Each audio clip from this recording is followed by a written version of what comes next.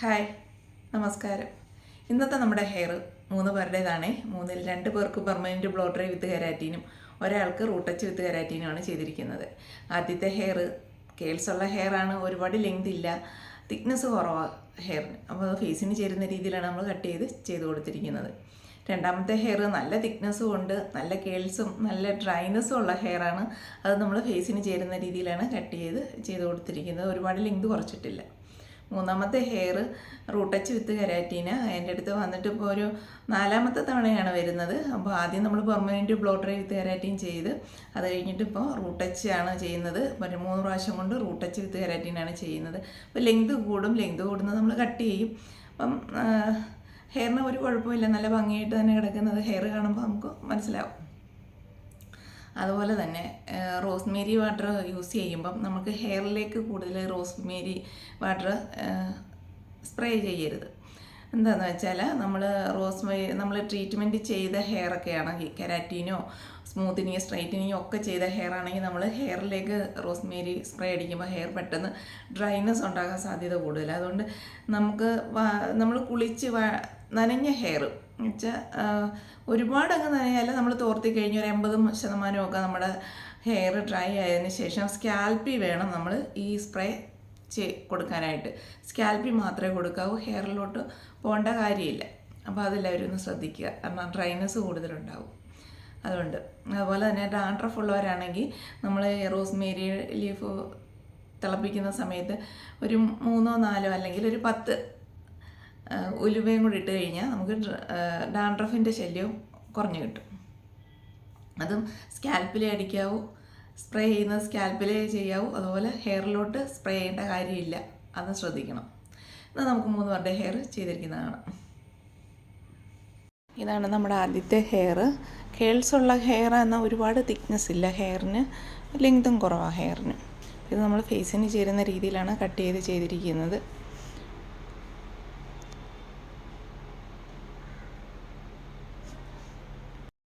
ഇപ്പോൾ നമ്മൾ first cream apply ചെയ്തിരിക്കുകയാണ്. എല്ലാം ചെയ്ത് കഴിഞ്ഞപ്പോഴത്തേക്കും നല്ല ഭംഗിയുള്ള ഒരു ഹെയർ ആയിട്ട് കിട്ടി. ഇത് 6 മാസം ആകുമ്പോൾ റൂട്ട് ടച്ച് ചെയ്യുന്ന സമയത്ത് കെരാറ്റിനും കൂടെ ചെയ്ത് കൊടുക്കണം. പിന്നെ മാസത്തിലൊരു പ്രോട്ടീനോ അല്ലെങ്കിൽ ലിക്വിഡ് പ്രോട്ടീനോ അതിലേതെങ്കിലും ഓരോന്ന് ചെയ്യാം.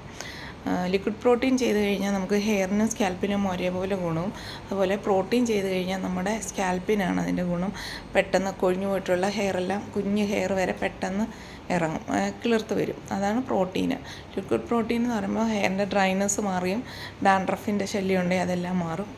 അങ്ങനെ കുറേ ഗുണങ്ങളുണ്ട് നമുക്ക് ലിക്വിഡ് പ്രോട്ടീൻ. ഇത് 2ാമത്തെ ഹെയർ. നല്ല കേൾസുള്ള ഹെയറാണ്, നല്ല തിക്നെസ്സും ഉണ്ട് ഹെയറിന്. അതുപോലെ ഈ മുകളിൽ നിന്നൊക്കെ ഇങ്ങനെ നേരത്തെ ഒന്ന് വോളിമൈസിങ് ചെയ്ത ഹെയറാണ്. അപ്പോൾ വോളിമൈസിങ് ചെയ്ത ഹെയർ സ്കാൽപ്പിലുള്ള ഹെയറൊക്കെ പോയിട്ട് ഇങ്ങനെ കിളിർത്ത് വന്നിട്ടുള്ള കുറേ കുഞ്ഞ് ഹെയറുകളുണ്ട്.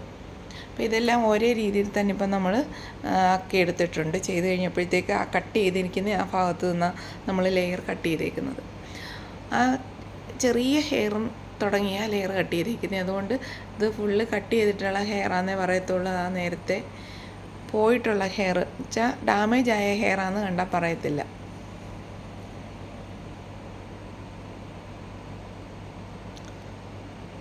ഇത് ഇനി റൂട്ട് ടച്ച് ചെയ്യുന്ന സമയത്ത് കെരാറ്റിനും കൂടെ ചെയ്യണം. നല്ല ഡ്രൈനെസ് ഉള്ള ഹെയർ അതുകൊണ്ട്. ഇത് അഴിച്ചിട്ടുണ്ട്, അടക്കുകയും ചെയ്യും, കെട്ടിയും വെക്കാം. മാസത്തിലൊരു പ്രോട്ടീൻ ചെയ്യണം, അതല്ലെങ്കിൽ ലിക്വിഡ് പ്രോട്ടീൻ. ഹെന്ന യൂസ് ചെയ്യരുത്. ഇത് 3ാമത്തെ ഹെയർ. 3ാമത്തെ ഹെയർ നമ്മുടെ അടുത്ത നേരത്തെ മുതൽ ചെറിയ കുട്ടിയായിരിക്കുമ്പോൾ മുതൽ എൻ്റെ അടുത്ത് വന്ന് ഹെയർ കട്ട് ചെയ്യുന്നതും ഒക്കെ. ഹെയറിൻ്റെ ഫുൾ ട്രീറ്റ്മെൻറ്റ് ഞാൻ മാത്രമാണ്, വേറെ എങ്ങും ഈ ഹെയർ കൊണ്ടുപോയി ചെയ്തിട്ടില്ല, ഒന്നും ചെയ്തിട്ടില്ല. അപ്പോൾ ഇതിപ്പോൾ നമ്മൾ റൂട്ട് ടച്ചിന് വന്നപ്പോൾ ഇപ്പം ഫസ്റ്റ് ക്രീമാണ് അപ്ലൈ ചെയ്തിരിക്കുന്നത്. അത് കിളിർത്ത് വന്ന ഹെയറും പിന്നെ കുറച്ച് താഴെ വരെ ഉള്ളൂ അങ്ങനെ നമ്മൾ ക്രീം അപ്ലൈ ചെയ്യുന്നത്. അപ്പോൾ നമ്മൾ ഇത് കെരാറ്റിനും കൂടെ എല്ലാ പ്രാവശ്യം ചെയ്യുമ്പം കെരാറ്റിനും കൂടെ ചെയ്യും. കാരണം ഇടയ്ക്ക് ഹൈലൈറ്റ് ഒക്കെ ചെയ്യുന്ന ഹെയർ ആയതുകൊണ്ട് കെരാറ്റിൻ ചെയ്യും. അത് ചെയ്ത് കഴിഞ്ഞപ്പോഴുള്ള ഹെയർ. ഇപ്രാവശ്യം നമ്മൾ ഹെയർ കളർ ചെയ്തിട്ടില്ല, ഹൈലൈറ്റ് ചെയ്തിട്ടില്ല. ഇത് നേരത്തെ 1 വർഷം മുമ്പ് ചെയ്തിട്ടുള്ള ഹൈലൈറ്റാണിത്. ഇപ്പോഴും കളർ പോയിട്ടില്ല, നന്നായിട്ട് തന്നെ കിടക്കുന്നുണ്ട്.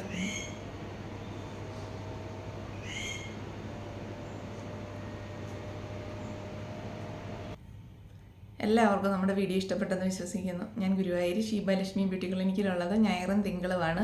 പെർമനൻറ്റ് ബ്ലോ ഡ്രൈ വിത്ത് കെരാറ്റിൻ ചെയ്യാൻ വേണ്ടിയിട്ടാണ് ഞായറും തിങ്കളും ഗുരുവായൂർ ഷീബാലക്ഷ്മി ബ്യൂട്ടി ക്ലിനിക്കിൽ എത്തുന്നത്. ബുക്കിംഗ് അനുസരിച്ചാണ് ഞാൻ ഗുരുവായൂർ ഷീബാലക്ഷ്മി ബ്യൂട്ടി ക്ലിനിക്കിൽ എത്തുന്നത്.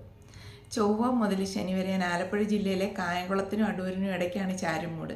ഞാൻ ചാരുമൂട്ടിലാണ് ചൊവ്വ മുതൽ ശനി വരെ, ഞായറും തിങ്കളും ഗുരുവായൂർ ഷീബാലക്ഷ്മി ബ്യൂട്ടി ക്ലിനിക്കിലും. അപ്പോൾ എല്ലാവരും വിളിക്കുക, ബുക്ക് ചെയ്യുക.